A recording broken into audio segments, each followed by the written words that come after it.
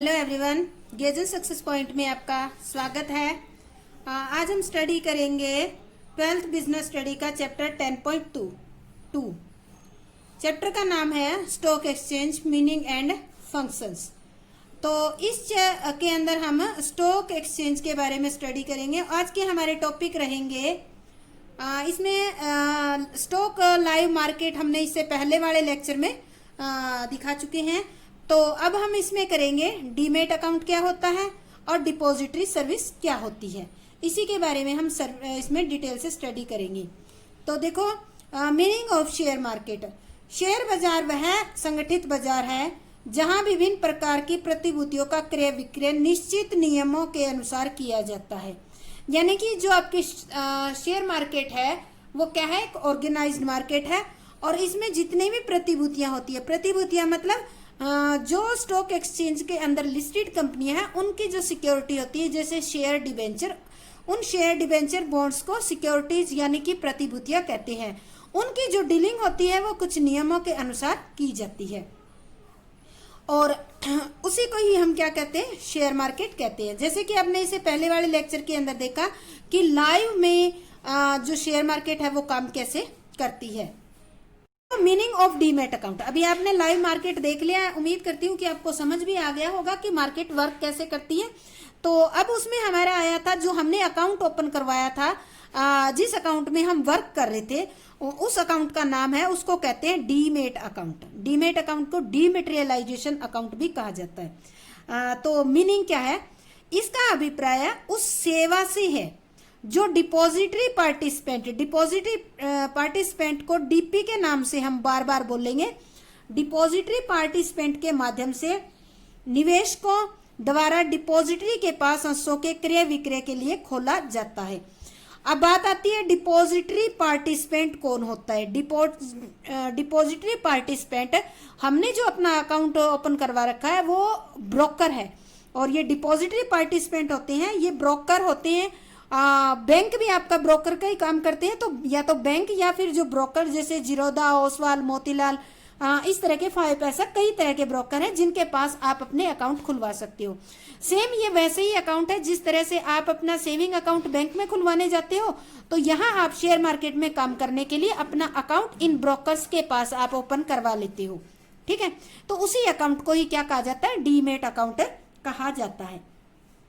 अब आता है demat account with depository. Opening of demat account with depository, यानी कि आपका जो डीमेट अकाउंट है वो डिपॉजिटरी के पास ओपन करवाना। तो देखो, ये करवाना पहले तो देखो क्यों जरूरी हो जाता है, क्योंकि आजकल जितनी भी प्रतिभूतियां जहां भी मैं वर्ड बोलूं उसका मतलब होता है शेयर और डिबेंचर बॉन्ड्स, ठीक है, सिक्योरिटीज। इनमें होने वाले सभी व्यवहार क्या हो गए, आजकल ऑनलाइन हो गए और पेपरलेस हो गए है। तो ऑनलाइन, अभी जैसे आपको मार्केट में दिखाया भी था कि मैंने ऑनलाइन किस तरह से किया जाता है, पेपरलेस, यानी कि पेपर पेंसिल की जरूरत नहीं है, सारा काम ऑनलाइन हो रहा है। ठीक है, तो इससे क्या होता है, इसे संभव बनाने के लिए, यानी कि ऑनलाइन और पेपरलेस को संभव बनाने के लिए डीमेट अकाउंट जो खोला जाना जरूरी होता है। अगर आपके पास डीमेट अकाउंट नहीं होगा तो आप पेपरलेस या ऑनलाइन काम नहीं कर सकते। डीमेट अकाउंट जो है डिपॉजिटरी सर्विसेज के एक पार्टी, डिपॉजिटरी पार्टिसिपेंट जिसको कहते हैं, उसके माध्यम से खोला जाता है और जो भी सिक्योरिटी होती है वो इलेक्ट्रॉनिक फॉर्म में होती है। सिक्योरिटी मतलब जो भी शेयर डिबेंचर, जैसे कि अभी आपको मैंने मार्केट में दिखाया था कि शेयर की वैल्यू अप डाउन हो रही है, वहां से आप परचेज करोगे तो जहाँ एग्जीक्यूटिंग था लास्ट में दिखाया था वहां पे आपके शेयर आ जाएंगे और उसका मैसेज आपके फोन पे आ जाएगा और रात को 11 बजे आपके पास मेल आ जाएगी कि आपने इस कंपनी के इतने इतने शेयर इतने रुपए में परचेज किए हैं और जो इन परचेज किए को सेल करोगे तो उसकी भी ईमेल आ जाएगी। तो ये जो है डिपॉजिटरी के द्वारा रखी जाती है। डिपॉजिटरी मतलब आपका जो ब्रोकर्स होता है उसके द्वारा रखा जाता है। इस समय भारत में 2 डिपॉजिटरी संस्थान है। कौन कौन से? 2 संस्थान है। किस नाम से जाना जाता है?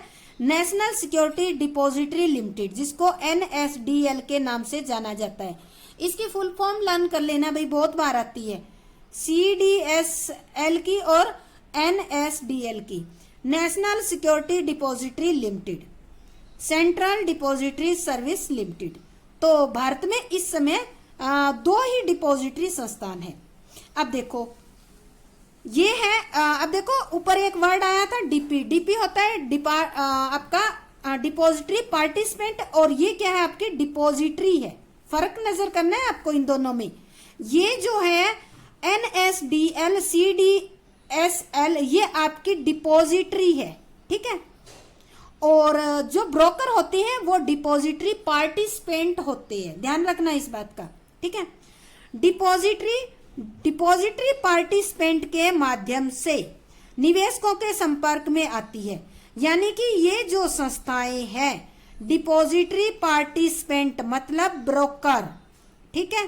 ब्रोकर कौन हो सकता है? बैंक भी हो सकती है और भी संस्थान हो सकती हैं। तो ब्रोकर के माध्यम से निवेशकों के संपर्क, निवेशक कौन भी हो सकता है, मैं भी हो सकती हूँ, आप भी हो सकते हैं, यानी कि आम पब्लिक में से होते हैं। तो डिपॉजिटरी पार्टिसिपेंट डिपॉजिटरी का एजेंट होता है। ये जो डिपॉजिटरी यानी कि जो ब्रोकर होते हैं वो इसके एजेंट होते हैं, NSDL का और CDSL के एजेंट होते हैं, और ये लिस्टेड होते हैं इन दोनों में, और इनके पास एक लाइसेंस होता है, वो उसी लाइसेंस के थ्रू हमारे साथ डीलिंग करते हैं। इनको ये जो डीपी है इनको आप रजिस्टर्ड ब्रोकर भी कह सकते हैं, क्योंकि रजिस्ट्रेशन होता है इनका बाकायदा, ऐसे में ये वहां पे वर्क नहीं कर सकती। तो ये एजेंट होते हैं। सेबी के दिशा निर्देश के अनुसार कोई बैंक, स्टॉक ब्रोकर आदि डीपी हो सकते हैं। ये कह रहे हैं SEBI, security exchange board of India. इसको हम डिटेल में करेंगे आगे अगले लेक्चर के अंदर, इससे आगे जो लेक्चर आएंगे उसमें, और कुछ स्टॉक एक्सचेंज के बारे में भी हम डिटेल में स्टडी करेंगे। तो सेबी के दिशा निर्देश के अकॉर्डिंग बैंक और स्टॉक ब्रोकर ये किसका रोल प्ले कर सकते हैं? डिपॉजिटरी पार्टिसिपेंट का रोल प्ले कर सकती है। अब आपको इस थ्योरी से समझ नहीं आया तो एक डायग्राम बनाकर आपको मैं समझाती हूँ कि क्या होते हैं। ये है हमारी क्या है? Stock exchange, stock market.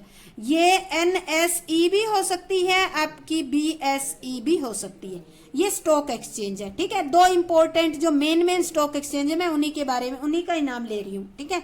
वैसे तो 7 है वर्किंग हमारे इंडिया में, और यूं देखें तो 24 है, पर जो टॉप जो 2 है वो है NSE और BSE, ठीक है।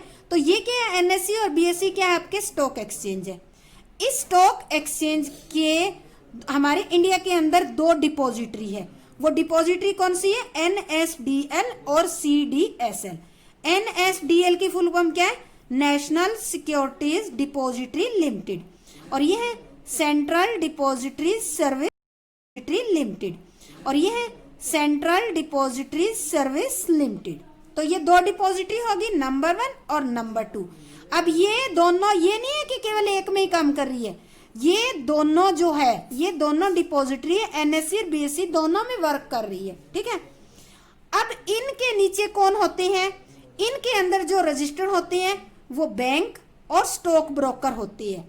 बैंक और स्टॉक ब्रोकर, इन बैंक और स्टॉक ब्रोकर को क्या कहा जाता है?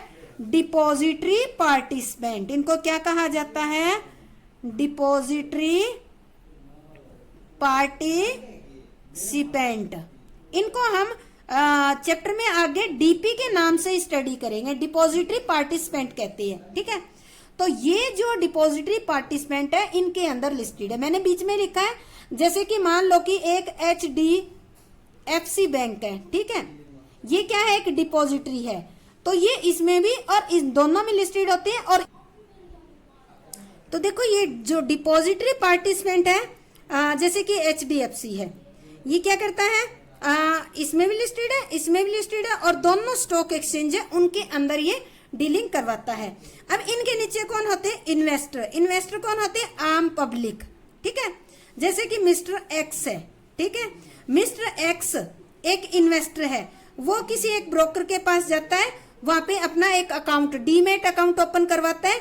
डीमेट अकाउंट ओपन करने के बाद ये जो है स्टॉक एक्सचेंज में, किसी भी स्टॉक एक्सचेंज में जो लिस्टेड कंपनी है उनकी सिक्योरिटीज को खरीद सकता है और बेच सकता है। तो ये एक चार्ट के द्वारा उम्मीद करती हूँ कि आपको समझ में आ गया होगा कि ये NSDL क्या होते हैं, पार्टिसिपेंट क्या होते हैं। अब बात आती है कि ये जो डिपॉजिटरी है आपकी, डिपॉजिटरी पार्टिसिपेंट है, ये काम क्या करते हैं। एक डिपॉजिटरी पार्टिसिपेंट का नाम जहां भी आए उसका मतलब आपको ब्रोकर के बारे में उसके कार्य देखने हैं कि ये ब्रोकर है, ये क्या काम करती है। तो डीपी के कार्य इस प्रकार है। डीपी मतलब डिपॉजिटरी पार्टिसिपेंट के कार्य। सबसे पहला, निवेशकों के खाते खोलना। ये क्या करते हैं, जो भी इन्वेस्टर होते हैं आम पब्लिक में उनके डीमैट अकाउंट खोलते हैं। क्या करते हैं, डीमैट अकाउंट ओपन करती है।